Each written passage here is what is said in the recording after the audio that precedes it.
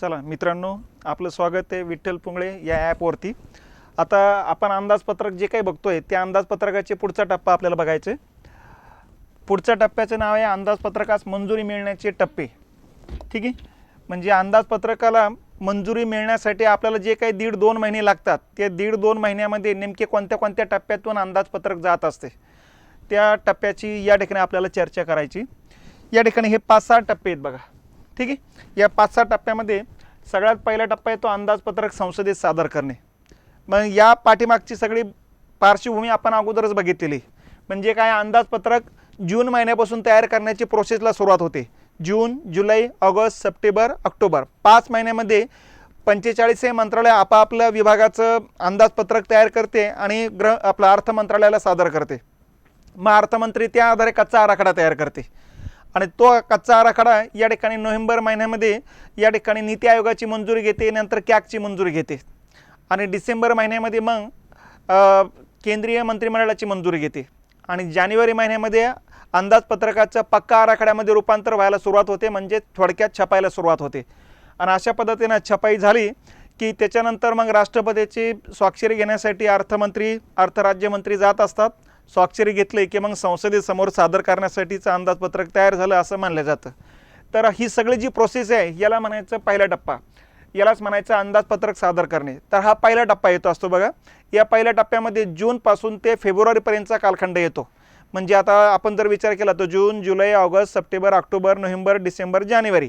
ठीक आहे, म्हणजे टोटल 8 महिन्याच्या कालखंडामध्ये या पहिल्या टप्प्याचं काम 8 महिने चालू असतं। मग 8 महिन्यामध्ये या ठिकाणी काम झालं की संसदेमध्ये या ठिकाणी अंदाजपत्रक सादर केले जाते। मग जो दिवस असतो त्या दिवसामध्ये मग महसुली अंदाजपत्रक, भांडवली अंदाजपत्रक, रेल्वेचे अंदाजपत्रक असं एक 1.5 घंट्याच्या अंतरानं जवळपास 3-3.5-4 घंट्यामध्ये अंदाजपत्रकाची सगळी आकडेवारी अर्थमंत्री या ठिकाणी मांडत असतो। तर याला म्हणायचं पहिला टप्पा। मग अंदाजपत्रक मांडलं गेलं की त्याच्यानंतर 2 दिवस या ठिकाणी सुट्टी दिली जाते अंदाजपत्रकावर विचार करण्यासाठी, चर्चा करण्यासाठी। ठीक आहे, आणि त्याच्यानंतर परत अंदाजपत्रकीय अधिवेशनाला सुरुवात होते आणि त्याच्यामध्ये मग सुरुवात होते सामान्य चर्चा। मग सामान्य चर्चेच्या अगोदर लक्षात घेतलं पाहिजे की अंदाजपत्रक सादर झाल्यानंतर मग लोकसभेचा जो अध्यक्ष असतो या ठिकाणी अगोदर हे बघतो की कोणत्या सदस्याला या ठिकाणी किती आहे वेळ द्यायचा। तर हे वेळ ठरवण्याचं काम या ठिकाणी लोकसभा अध्यक्ष करत असतो। प्रत्येक पक्षाला किती वेळ येतो ते वाटून देत असतात। प्रत्येक पक्षाचे लोकसभेमध्ये प्रतोद असतात, म्हणजे पक्षाने नियुक्त केलेला प्रमुख असतो की जो लोकसभेच्या अध्यक्षांसोबत कॉन्टॅक्टमध्ये राहील। मग या प्रतोदांची बैठक या ठिकाणी लोकसभा अध्यक्ष घेत असतात आणि प्रत्येकाला सांगतात की तुमच्या पक्षाच्या वाट्याला इतका घंटे आलेले आहेत, इतक्या घंट्यामध्ये तुम्ही किती जण बोलणार आहे, कोण कोण बोलणार आहे त्यांची यादी आम्हाला द्या। अशा पद्धतीनं लोकसभा अध्यक्ष प्रत्येक पक्षाच्या प्रतोदाला ही माहिती देण्यासाठीचा एक कालावधी दिला जात असतो।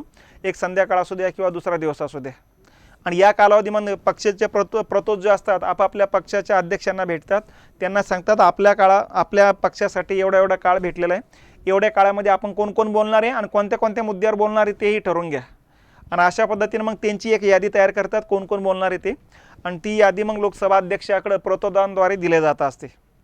मग आता या ठिकाणी लोकसभा अध्यक्ष ठरवून घेतो असतो की पहिला क्रम कोणाला द्यायचा। मग या ठिकाणी एक सदस्य विरोधी पक्षातला असतो, एक सदस्य सत्ताधारी पार्टीतला असतो। अशा पद्धतीने बोलण्यासाठीची चान्स जो आहे तो नियमावली या ठिकाणी लोकसभा अध्यक्ष ठरवत असतात आणि मग सुरुवात होते सामान्य चर्चेला। ठीक आहे, मग आता सामान्य चर्चा म्हणजे काय ते लक्षात घ्या। सामान्य चर्चेमध्ये संसदेमध्ये सादर केलेले जे काही अंदाजपत्रक आहे त्या अंदाजपत्रकातले जे काही गुणदोष आहेत त्याच्यावरती चर्चा करणे। मग यामध्ये विरोधी पक्ष सदस्य असतील तर ते चुका दाखवण्याचं काम करणार आहेत आणि सत्ताधारी पार्टीचे सदस्य असतील तर त्या अंदाजपत्रकाचे फायदे सांगण्याचं काम करणार आहेत। तर अशा पद्धतीनं साधक बाधक चर्चेला सुरुवात होते। यातून मग सरकारच्याही कधी लक्षात येते त्यांच्या चुका, त्या चुका दुरुस्त करण्याची संधी सरकारला या निमित्ताने मिळत असते। तर अशा पद्धतीनं साधक बाधक चर्चा चालू असते आणि विरोधी पक्ष सरकारला धारेवर धरण्याचा प्रयत्न करत असते की देशाचा विकास कसा होणार नाही या अंदाजपत्रकामुळे, त्यातले दोष दाखवण्याचं काम विरोधी पक्ष करत असतात बघा। तर अशा पद्धतीनं अंदाजपत्रकावरती जी चर्चा चालते या चर्चेला म्हणायचं सामान्य चर्चा। ठीक आहे, तर ही सामान्य चर्चा या ठिकाणी 2-3 दिवस चालत असते। मग 2-3 दिवसानंतर मग या ठिकाणी मग आता विषयवार चर्चेला सुरुवात होते। हा तिसरा टप्पा सुरुवात होतो बघा। विषयवार चर्चा म्हणा किंवा मागणी निहाय चर्चा म्हणा। असे त्याला नावं या ठिकाणी पाडले जातात बघा।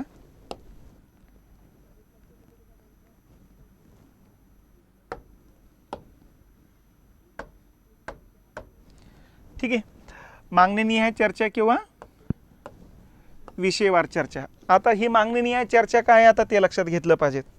आता सामान्य चर्चा झाली की त्या सामान्य चर्चेमध्ये विशिष्ट कुठल्या एका मुद्द्यावरती या ठिकाणी भर दिला जात नाही। यातले जे दोष आहेत ते सत्ताधारी किंवा विरोधी पक्ष दाखवण्याचं काम करत असतात, सत्ताधारी पार्टी त्यातले गुण दाखवण्याचं काम करत असतात। मग आता विषयवार चर्चा म्हणजे थोडक्यात काय, टोटल 45 मंत्रालय आणि या 45 मंत्रालयावरती आता चर्चा घडून येणं गरजेचं आहे। मग यासाठी लोकसभा अध्यक्ष प्रत्येक मंत्रालयाचं या ठिकाणी टाइम टेबल ठरवतो की सकाळून कुठल्या मंत्रालयाचं या ठिकाणी अंदाजपत्रक मांडलं जाणार, दुपारून कुठलं मांडलं जाणार, त्याच्यानंतर दुसऱ्या दिवशी कुठलं मांडलं जाणार, जेणेकरून त्या त्या खात्याच्या मंत्र्यांना त्याच्यासाठीचा वेळ मिळावा, तयारीत राहावे ते, यासाठी प्रत्येक मंत्रालयाचा टाइम टेबल ठरवला जात असतो बघा। आणि अशा पद्धतीनं मग 45 मंत्रालय आपण अगोदरच बघितलेलं आहे ते, आणि हे 45 मंत्रालय मग एक एक खात्याचे मंत्री त्यांच्या खात्याचे अंदाजपत्रक जे आहे ते मांडण्याचं काम करत असतात आणि चर्चा घडून त्यांच्यावरती मंजुरी मिळवण्याचं काम करत असतात। कारण त्या त्या खात्याच्या जमा आणि खर्चाला मंजुरी मिळाल्याशिवाय या ठिकाणी तो जमा आणि खर्च त्या खात्याला करता येणार नसतो आणि म्हणून एका खात्यावरती या ठिकाणी मग आता चर्चा केली जात असते।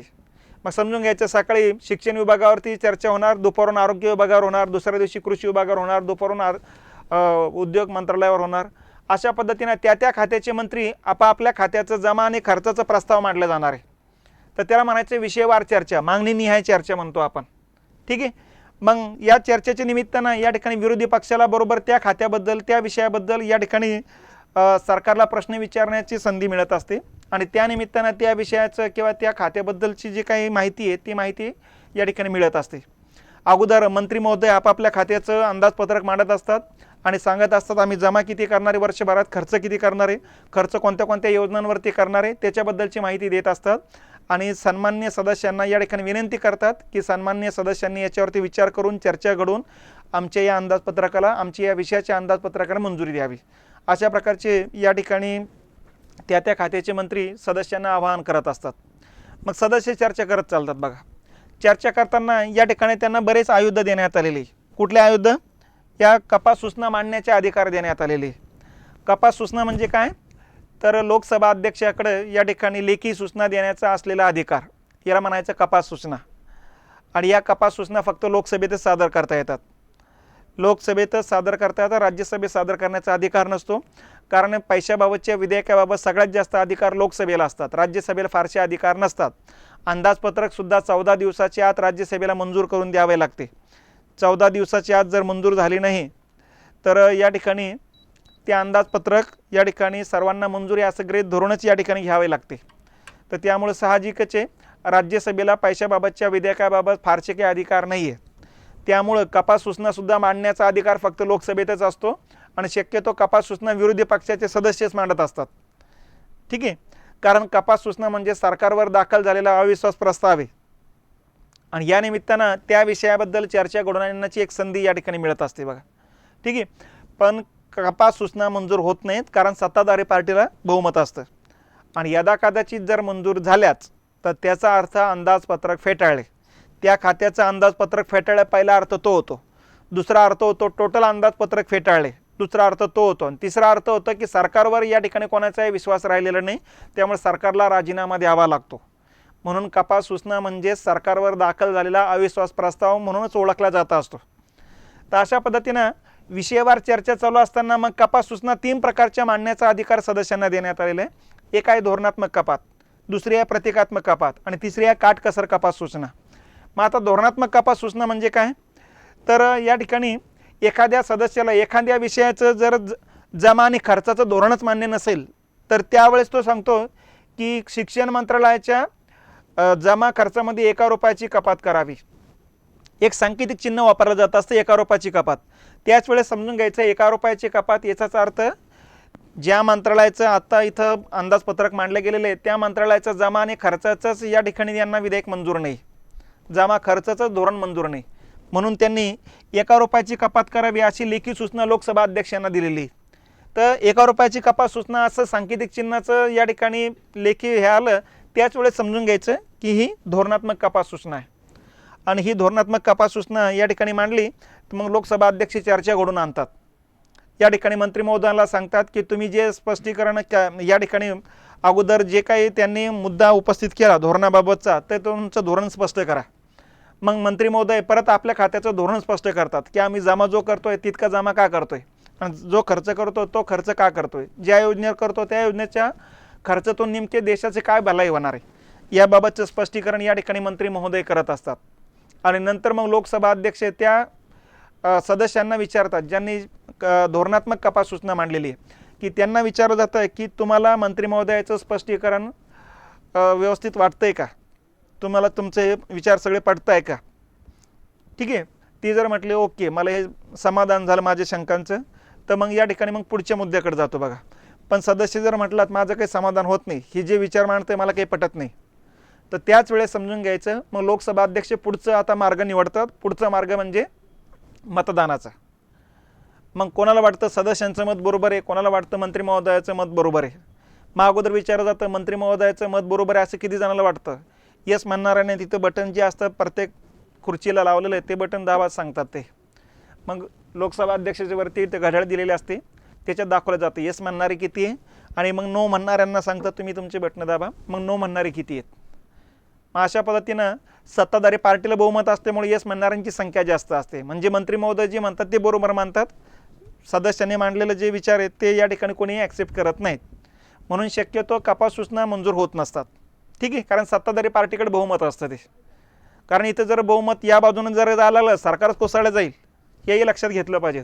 आतापर्यंत असं एकदाही झालेलं नाही की या ठिकाणी विरोधी पक्षानं या ठिकाणी कपात सूचना मांडली आणि ती मंजूर झालीत, असं एकदाही झालेलं नाही. त्यामुळे साहजिकच आहे ते एक आयुध आहे, ते एक हत्यार म्हणून या ठिकाणी वापरलं जात असतं बघा. मग अशा पद्धतीनं धोरणात्मक कपात सूचना एकदा मांडली की परत त्या खात्याबद्दल धोरणात्मक कपात सूचना मांडता येत नाही. मग बाकीच्या सूचना तुम्हाला मांडता येईल. मग पुढची सूचना येते प्रतिकात्मक कपात सूचना. मग प्रतिकात्मक कपात सूचना याचा अर्थ काय होतो, 100 रुपयाची कपात करावी अशा प्रकारची सूचना जर मांडली असेल तर समजून घ्यायचं प्रतिकात्मक कपात सूचना आहे. मग आता प्रतिकात्मक कपात सूचना आहे म्हणजे काय, तर समजून घ्यायचं शिक्षण विभागाचं या ठिकाणी विधेयक मांडलेले आहे आणि शिक्षण विभागाच्या विधेयकांतर्गत ज्या शिक्षण विभागाने ज्या वेगवेगळ्या योजना सुरू केल्यात त्या अनेक योजनांपैकी एखाद्या योजनेबद्दल जर तुमची नाराजी असेल तर त्या योजनेचं नाव लिहितात आणि त्याच्यासमोर लिहितात 100 रुपयाची कपात करावी. म्हणजे समजून घ्यायचं शिक्षण विभागाचं सध्या मध्यान्ह भोजन कार्यक्रम चालू आहे. या मध्यान्ह भोजन कार्यक्रमाबद्दल नाराजी असेल तर सदस्य काय करतो, मध्यान्ह भोजन कार्यक्रम आणि 100 रुपयाची कपात करावी एवढी लेखी सूचना लोकसभा अध्यक्षांना देतात. मग लोकसभा अध्यक्ष काय करतो, मंत्री महोदयाला सांगतात की आता तुम्ही तुमच्या अनेक योजनांपैकी या योजनेचं स्पष्टीकरण करा. की सदस्य सांगतात ही योजना या ठिकाणी बरोबर नाही, तुमचं काय मत आहे ते सांगा. मग त्या खात्याचे मंत्री मध्यान्ह भोजन कार्यक्रम किती चांगला आहे हे पटवून देण्याचं काम करणार आहे. मध्यान्ह भोजन कार्यक्रमामुळे कशी उपस्थिती वाढली, अगोदर या ठिकाणी शाळा सोडण्याचं किती प्रमाण होतं आणि मध्यान्ह भोजन कार्यक्रमामुळे शाळेतली उपस्थिती कशी वाढली, नंबर 1. नंबर 2, मध्यान्ह भोजन योजनेतून आपण जो आहार देतो त्या मुलांचा कुपोषणाची ज्या समस्या आहेत त्या मिटण्यास कशी मदत होणार आहे ते पण दुसऱ्या बाजूनं सांगितलं जातं आहे. सुदृढ देश तयार करण्यासाठी या ठिकाणी विशिष्ट आहार देणं गरजेचं आहे आणि आपण त्यातून कसा आहार देतो हे मंत्री महोदय स्पष्ट करत असतात बघा. तर अशा पद्धतीनं प्रतिकात्मक कपात सूचनेला मंत्री महोदय उत्तर देतात. मग लोकसभा अध्यक्ष कपात सूचना मांडणाऱ्या व्यक्तीला विचारतात तुमचं समाधान झालंय का. मग त्यांनी सांगितलं हो समाधान झालं तर मग पुढच्या प्रश्नाकडे जाणार, पण त्यांनी सांगितलं समाधान झालं नाही तर परत मतदानाची पुढची बारी येणार. मग लोकसभा अध्यक्ष लगेच सांगणार की मंत्री महोदयाचं मत जे आहे किती जणांना हो वाटतं यस वाटतं ते सांगा, किंवा विरोधी पक्षा सदस्यांचं किती जणांना मत यस वाटतं ते सांगा. तर या पद्धतीनं विदिन 1 मिनिटाच्या आत सगळं येस नो होऊन जातं आणि शक्यतो मग सत्ताधारी पार्टीच्या बाजूने निकाल असतो ते लागून गेला की तीही कपात सूचना फेटाळल्या जाते. मग ही झाली प्रतिकात्मक कपात सूचना. आणि प्रतिकात्मक कपात सूचना फेटाळल्या गेली की नंतर मग पुढं मांडता येते काटकसर कपात सूचना. परत प्रतिकात्मक कपात सूचना त्या मंत्रालयाच्या विधेयकामध्ये मांडता येत नाही, ते एकदाच मांडता येतात. मग काटकसर कपात सूचना एक मांडता येते बघा. मग काटकसर कपात सूचना म्हणजे काय, एखाद्या मंत्रालयावरती आवश्यकतेपेक्षा जास्त खर्च होत असेल आणि तो जास्तीचा खर्च कमी करावा असं वाटत असेल तर त्यावेळेस त्या मंत्रालयाच्या खर्चात काही रक्कम कपात करावी अशा प्रकारची लेखी सूचना विरोधी पक्षाचा सदस्य मांडत असतो, तर त्याला म्हणायचे काटकसर कपात सूचना. आता एखाद्या मंत्रालयावरती खर्च जास्त होत असेल, का खर्च जास्त केला जातो? एक तर तो मंत्री प्रभावी असेल किंवा नीती आयोगाने ठरवलेलं असेल की या मंत्रालयावरती आता भर देणं गरजेचे, या दोन्हीपैकी कुठली तरी एक गोष्ट असते बघा. मग त्या ठिकाणी काही रक्कम कपात करावी अशी सूचना आली की लोकसभा अध्यक्ष त्या मंत्र्यांना सांगतात तुम्ही स्पष्टीकरण करा.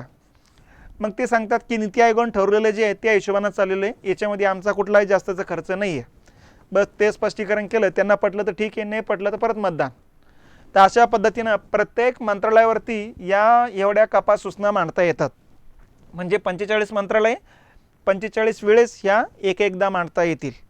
तर अशा पद्धतीनं विषयवार चर्चेमध्ये ह्या सगळ्या चर्चा चालू असताना या कपात सूचना मांडणं, मतदान घेणं, निवडणुकाच निकाल लावणं, असे हे सगळ्या प्रोसिजर याच्यामध्ये चालू असतात बघा. त्यामुळं याच्यासाठी हे जे काही मंजुरीचे टप्पे जे आहेत याच्यामध्ये ह्या टप्प्याला भरपूर वेळ जातो, महिना जातो कधी कधी. कारण 45 जर मंत्रालय म्हटलं तर एका दिवसात 2-2 जरी म्हटलं तर 20-22 दिवस लागतात आणि शनिवार रविवार तर सुट्टे असतात. तर यावरून लक्ष देऊन घेतलं पाहिजे, महिना तरी या ठिकाणी लागून जातो. तर महिनाभर या ठिकाणी विषयवार चर्चा चालू राहते आणि प्रत्येक मंत्रालयाच्या याच्यावरती चर्चा चालू असताना ह्या कपात सूचना मांडल्या जातात. मागच्या वेळेचा प्रश्न कसा आला होता, एका बाजूला असे नावं दिलेत आणि एका बाजूला सांकेतिक नावं दिलीत, जोड्या लावा. मग धोरणात्मक कपात म्हटलं तर 1 रुपयाची कपात, प्रतिकात्मक कपात म्हटलं की 100 रुपयाची कपात आणि काटकसर कपात म्हटलं की काही रक्कम कपात, असे सांकेतिक चिन्ह या ठिकाणी वापरले जातात. जमा आणि खर्चाचं धोरण मान्य नसेल तर धोरणात्मक कपात म्हणायचं. एखाद्या मंत्रालयाच्या अनेक कार्यक्रमापैकी एखादा कार्यक्रम मान्य नसेल तर प्रतिकात्मक कपात सूचना म्हणायचं. आणि एखाद्या मंत्रालयावरती आवश्यकतेपेक्षा जास्त खर्च होत आहे असं दाखवायचं असेल तर काटकसर कपात सूचना म्हणायचं. तर अशा पद्धतीनं या 3 प्रकारच्या कपात सूचना, कट मोशन्स म्हणतो आपण त्याला, या ठिकाणी अंदाजपत्रकाच्या वेळेस मांडलं जात असतं. आणि या पद्धतीनं 45 मंत्रालयाच्या अंदाजपत्रकाला मंजुरी घ्यावी लागते. मग आता 45 मंत्रालयाच्या अंदाजपत्रकाला मंजुरी घेतली की मग आता पुढचा टप्पा सुरुवात होतो आणि पुढचा टप्पा येतो खर्च विधेयक किंवा विनियोजन विधेयकाला मंजुरी घेणे. आता हे कलम 114 मध्ये तरतूद आहे की खर्च विधेयकाला मंजुरी घेतल्याशिवाय मंत्रिमंडळाला 1 पैसासुद्धा सरकारच्या तिजोरीतून काढता येणार नाही, खर्च करता येणार नाही. त्यामुळं खर्च विधेयक मांडावंच लागतं. मग लोकसभा अध्यक्ष या ठिकाणी काय सांगतो मंत्री महोदयाला, अर्थमंत्र्यांना, की तुम्ही आता खर्च विधेयक मांडा. मग आता या ठिकाणी अर्थमंत्री काय करते, प्रत्येक मंत्रालयाचा किती खर्च आहे अशी लिस्ट एका बाजूला करते, टोटल बेरीज करते आणि टोटल रक्कम किती खर्च करायची आपल्याला वर्षभरात, त्या रकमेची एक लिस्ट तयार करून या ठिकाणी लोकसभेतला जो काही मंत्री असतो तो या ठिकाणी राष्ट्रपतीला सादर करतात आणि सांगतात की टोटल आम्हाला हे 45 लाख कोटी रुपये लागतात, प्रत्येक मंत्रालयावरती एवढा खर्च आहे. तर असे 45 लाख कोटी रुपये या वर्षीचं तरतूद एवढी, तर 45 लाख कोटी रुपये आम्हाला खर्च करायचे. तर ह्या खर्च विधेयकाला मंजुरी द्यावी. मग राष्ट्रपतीची अगोदर मंजुरी घ्यावी लागते आणि राष्ट्रपतीची मंजुरी घेतली की नंतर मग त्यांच्या मंजुरीनंतर अर्थमंत्री तेच विधेयक लोकसभेत सादर करत असतात. तर अशा पद्धतीनं पैसा खर्च करण्याबाबतचं जे विधेयक असतं त्याला म्हणायचं खर्च विधेयक. ठीक आहे. खर्च विधेयकाला दुसरं नाव आहे विनियोजन विधेयक. कलम 114 मध्ये ही तरतूद आहे की खर्च विधेयक मंजुरी झाल्याशिवाय पैसा खर्च करता येणार नाही. तर हे खर्च विधेयक मांडावंच लागतं, मंजूर करून घ्यावं लागतं. आणि हे कोणाच्या संमतीनं मांडावं लागतं तर राष्ट्रपतीच्या संमतीनं मांडावं लागतं. हे लोकसभेतच मांडावं लागतं आणि लोकसभेचीच मंजुरी घ्यावी लागते. लोकसभेची मंजुरी मिळाली की मग सरकारच्या तिजोरीतून पैसा खर्च करण्याचा अधिकार मिळालेला आहे असा त्याचा अर्थ होतो. आणि त्याच्यानंतरच मग तिजोरीतून पैसा या ठिकाणी सरकारला मिळत असतो खर्च करण्यासाठी. आणि त्याच्यानंतर मग पुढचा टप्पा येतो असतो अर्थविधेयक मंजूर करणे. अर्थविधेयक म्हणजेच वित्त विधेयक. आणि याची सुद्धा राज्यघटनेत तरतूद करण्यात आलेली आहे 117 मध्ये.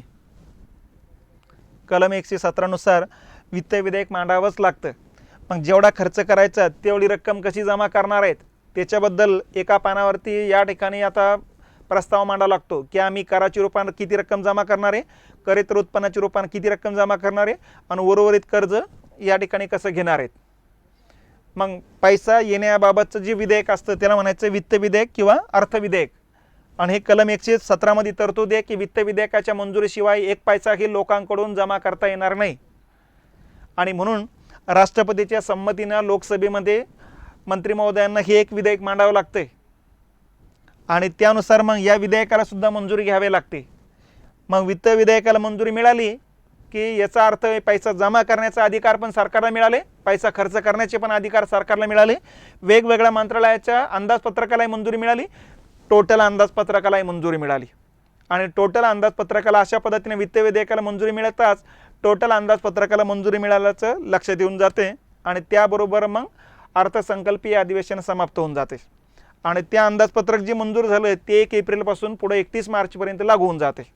त्या पद्धतीनं सरकार मग पैसा जमा करायला आणि खर्च करायला मोकळे होऊन जात असते.